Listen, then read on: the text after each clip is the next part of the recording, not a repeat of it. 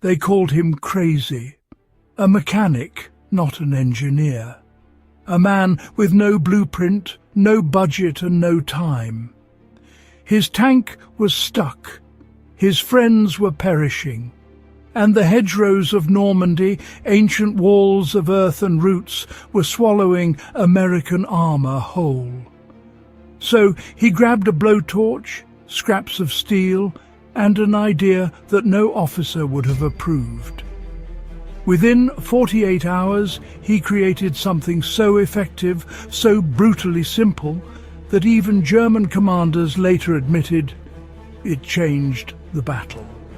Stay until the end, because the final field test didn't just shock his commander, it shook the entire US Army. Normandy's fatal surprise, June 1944. The beaches were behind them. The cost had been horrific, but the Allies had broken through. Now American armoured divisions surged inland, expecting France to open up into wide rolling farmland, perfect tank country. But what they got was something no briefing prepared them for. Normandy was a maze, not of roads, not of villages, but of hedgerows. Ancient, towering earthen walls carved out over 800 years of agriculture. These were not bushes. They were living fortresses, 6 to 10 feet high, thick soil packed like concrete, roots woven like iron bars, vegetation so dense you couldn't walk through it. American tank crews stared at these monstrosities and instantly understood. This wasn't terrain, this was a trap. Each field was a sealed box. Each hedgerow was a defensive line, and behind every wall waited German machine guns, snipers and panzerfaust teams. Shermans tried to drive over them, as tanks always had. But as soon as the front end lifted and the belly plate angled upward, that thin armour was exposed like the soft throat of an animal. German soldiers didn't hesitate. Panzerfaust rockets slammed into the bellies of Shermans. Tank after tank lit up. Crew after crew didn't make it out. In the first weeks after D-Day, American armour losses skyrocketed. Officers called the hedgerows a natural fortress system. Infantrymen called them something else. The Green Hell. Something had to change, and nobody expected the solution to come from a quiet, grease-covered mechanic with no engineering background at all. Corporal Curtis G. Culin, 2nd Armoured Division, a quiet, practical man, mechanic, driver, not an engineer. One afternoon, after yet another failed attempt to push through a hedgerow, Culin listened to frustrated tankers complaining that the tanks were good for nothing in Normandy. Then a soldier muttered something sarcastically. "Why don't we just put cat claws on the tank or something and cut through the damn things?" Most men laughed. Culin didn't. He said one sentence that changed history. "We could do that." The midnight build.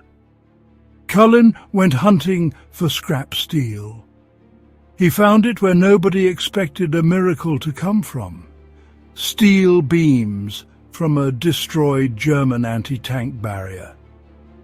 Dragon's teeth, road obstacles, anything he could weld. Working through the night with a torch, he shaped 4 steel prongs, thick, sharp, and welded to a Sherman's front hull. A crude device, ugly, heavy, unapproved. Officers rolled their eyes. Mechanics joked that it would rip the tank apart.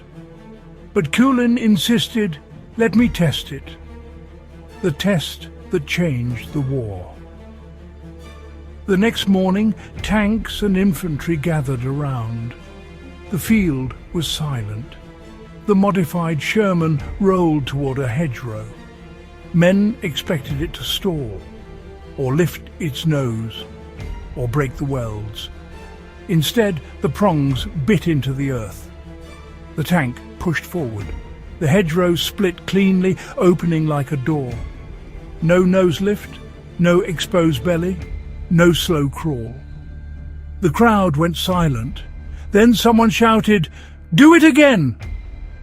The tank cut through hedgerow after hedgerow. Roots, dirt, centuries of compacted soil, all shredded. General Bradley himself later said it was one of the most important tactical inventions of the war. The US Army scrambles to copy the Manic mechanic.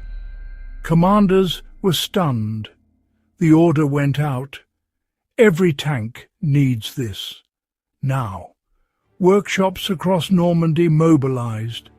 Army engineers copied Culin's design so fast that even he joked, "I couldn't build them this fast if I had built them myself." By July, 60% of all Shermans in Normandy carried the device. The troops nicknamed them Rhino tanks, Culin cutters, or hedgerow tusk tanks. With these prongs, tanks no longer had to go over hedgerows. They went through them, bursting into fields where Germans least expected armour to appear. Suddenly, the ambushers were the ambushed. German reaction. Captured German officers were confused. Some thought the Americans had built a new model of tank. Others assumed engineers shipped specialized machines across the channel. None imagined the truth. A mechanic, a joke, and scrap metal. The German diaries after July 1944 show increasing frustration. American tanks appear out of the hedges like ghosts. Impossible to predict their movement. The battlefield had shifted. Legacy of a battlefield genius. Culin never bragged about his invention. He didn't patent it. He wasn't promoted for it. He simply kept working, a soldier doing his job. But his idea saved lives, thousands of them.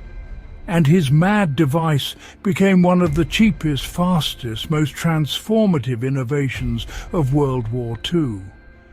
One man, one idea, one welding torch. A broken tank became an engineering legend. This is a true World War II story, because sometimes thinking outside the box is all it takes to turn the tide in battle. Do you agree? Let us know in the comments and subscribe for more true World War II stories.